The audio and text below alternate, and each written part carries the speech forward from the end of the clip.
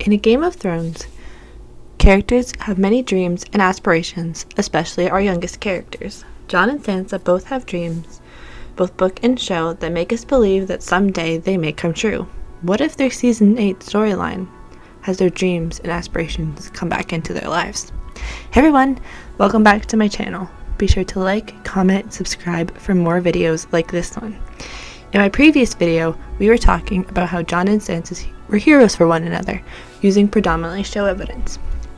This video is about how they thought their dreams had changed, but in my opinion, have the potential to circle back into their lives. Sansa was becoming the woman she thought she would be during her Season 1 storyline, and Jon, with everything he swore against by joining the Night's Watch, slowly creeping back into his life. For the future of these characters is unwritten and uncertain, as it's not particularly written yet, but I have a few ideas on how they are going to stay connected in each other's lives, with or without this potential storyline in the show as evolving as such. When Jon and Sansa first meet each other in Season 6, I can imagine they had discussed what had happened to each other while they were separated, by which Sansa and her history of men was discussed. Jon most likely told her that as her brother, he would not force her back into a marriage she was not okay with, as she is now a woman who has been involved in 4 relationships that have affected her so deeply. So for Jon to force her into a marriage would not be the best idea, unless it is presented in a way by saving her for having married another. We can expect when Jon, Daenerys, and both their companies arrive back in Winterfell, there is going to be tension. It will be about Jon's decision and how it has negatively affected them at a time of war with the White Walkers and Cersei. The Northern Lords are likely to recommend who Jon should have an alliance with, and it most likely not be Daenerys.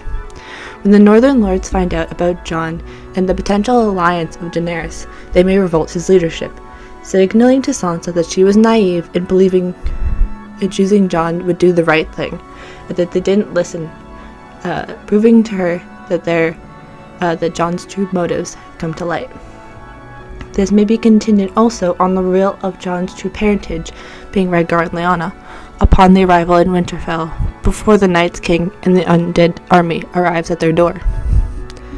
It would be suggested that even though the North wouldn't find it as the best option in terms of a relationship between these two characters, it is just suggest an alliance with the North that involves Jon and Sansa. This marriage, by standards, would be the less problematic, as the North is 100% secured in the eyes of Sansa as the rightful ruler of the North. Lyanna Mormont would likely persuade the Northern Lords that Jon was tricked and fooled into becoming close with Daenerys, who will no doubtly call herself the Dragon Queen upon arrival. Lyanna Mormont, in my opinion, will not kneel to Daenerys, as she believes the Starks are the only kings that the North and she believe in.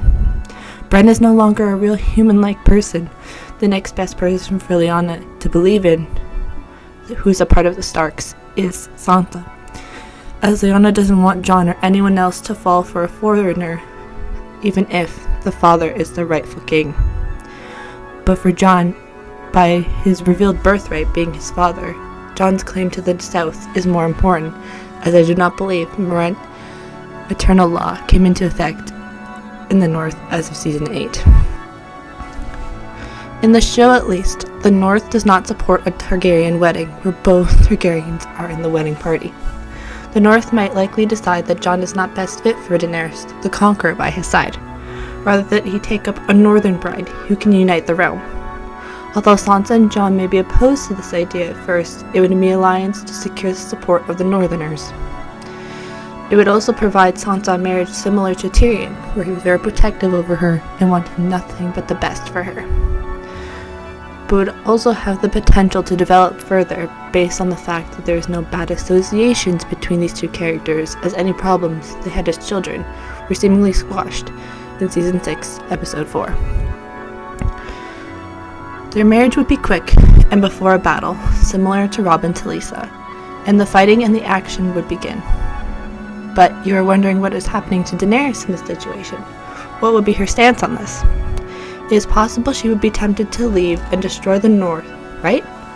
Daenerys would not take such a risk in destroying the biggest kingdom in Westeros, as she wants to be queen regardless of the Jon and Sansa marriage, as she probably views Jon as hers and way more valuable with the men in power. Check out my last video with Dario and Jon for more information about this. But would Daenerys be willing to sign herself up to be married to a family member? As we know from the books at least, she did not want to marry her brother Viserys when it did come to following their family's customs. So why would she sign off to marry her brother's son, who she's only heard stories about? So she would be marrying into her family. If Jon and Daenerys were to defy everyone and marry each other, she takes then back what she believed in when she was so young. Unless, of course, for everyone, Jon is different from Viserys, and their relationship is different, but they all share the same family member, being Rhaegar. Regardless of a marriage, or Jon choosing between Daenerys or Sansa, Jon and Sansa will be separated for majority of the season next year. They will again be separated again during the biggest battle against the White Walkers, and then potentially with Cersei Lannister. This potential separation shows us how they're going to work well together and apart as rulers once again. Upon the win of the battle, I think Jon could be officially crowned king with whomever his queen is by his side. They themselves down the line would have a child of their own, creating and establishing the dream that Jon has always wanted but never thought possible. As Daenerys as his queen, it would be interesting, as she herself said that having children isn't possible because of the Mary Mesdor prophecy. Although people will tell me in the comments, Jon questions her fertility, wondering if a child is even possible. It's because he wants to have a baby with her, right? Then why are we assured she does not know when he goes to her room and eventually sleeps with her in the season 7 finale? Jon didn't want to father a bastard in season 1 and season 2, maybe even season 3. As he said himself, it's not a good life for a child. So why risk it, even if it's a possibility? Why take the risk? Why would the writers do such a thing and change Jon's character like that, unless that's supposed to be his change after coming back from the dead? As when she was able to get pregnant for the first time, it was unsuccessful in terms of the child living. People will tell me it's prophecy that made Rhaegar look like he did when Mary Mesdor used blood magic. But I think the title of Mother of Dragons fits her fertility mark correctly.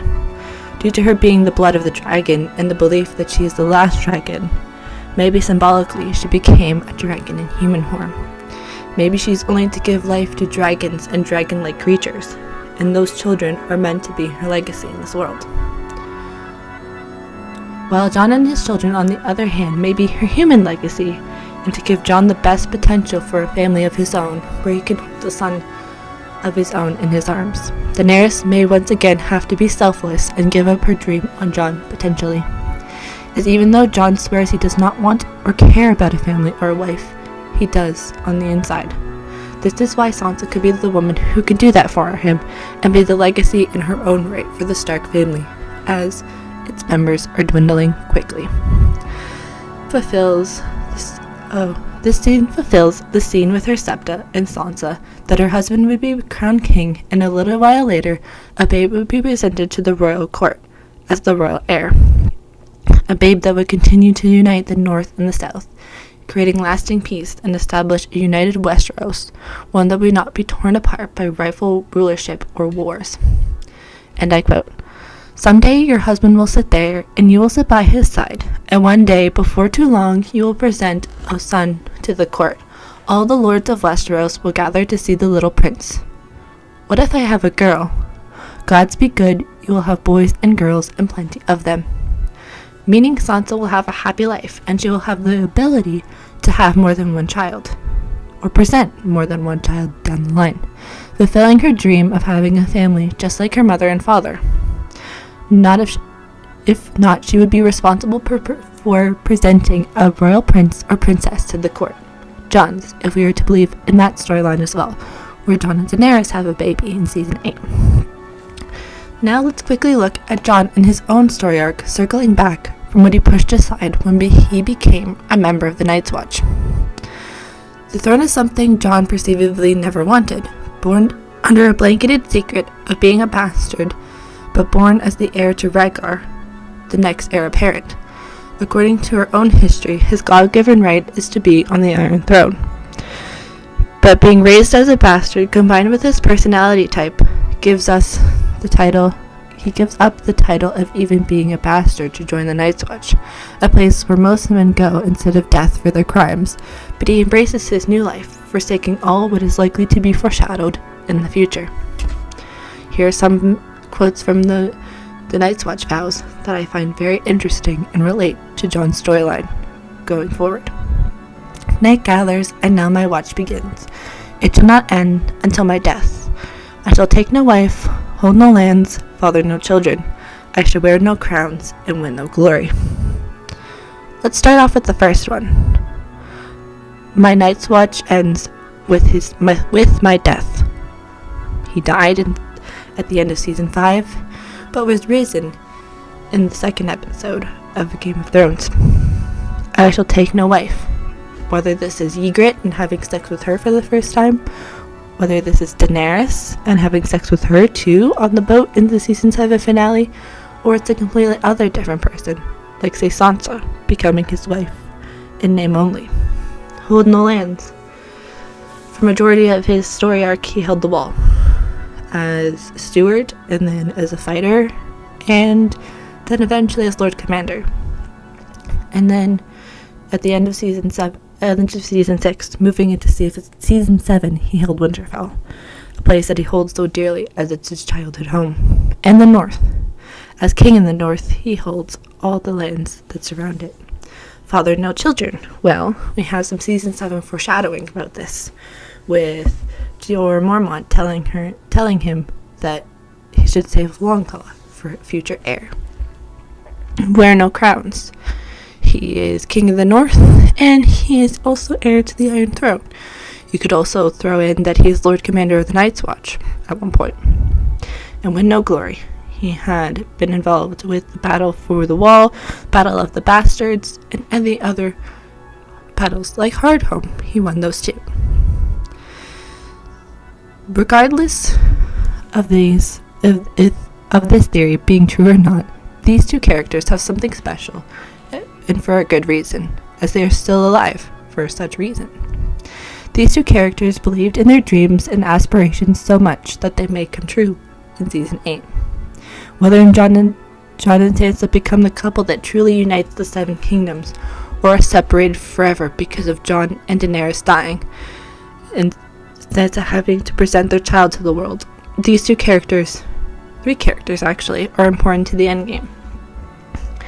As for Sansa's past, being told that she is a queen who would stand beside her husband when he's declared king. That happened in season 6, episode 10. Maybe. Presenting a babe to the court is yet to be seen. Whether you support Sansa or this baby being her own or Jon and Daenerys is also yet to be seen. For Jon, I do believe how his past experiences and what he swore against to never achieve will come around as it already has done in both such mediums. His dreams that he pushed down are coming back to the surface and will be fulfilled in my eyes. Again, this video is not meant to push Jon and Sansa together. It is just my thoughts that I have gathered while I share these two people's lives and their journeys and how they cross over, and how being a family unit will change the story in season 8, as they're so important to each other as well. Thank you for watching this video. Be sure to like, comment, subscribe, and hit the bell for more videos and upcoming streams. If you haven't already, be sure to check out my other videos, including my previous video on these two. With that, I leave you. Bye everyone.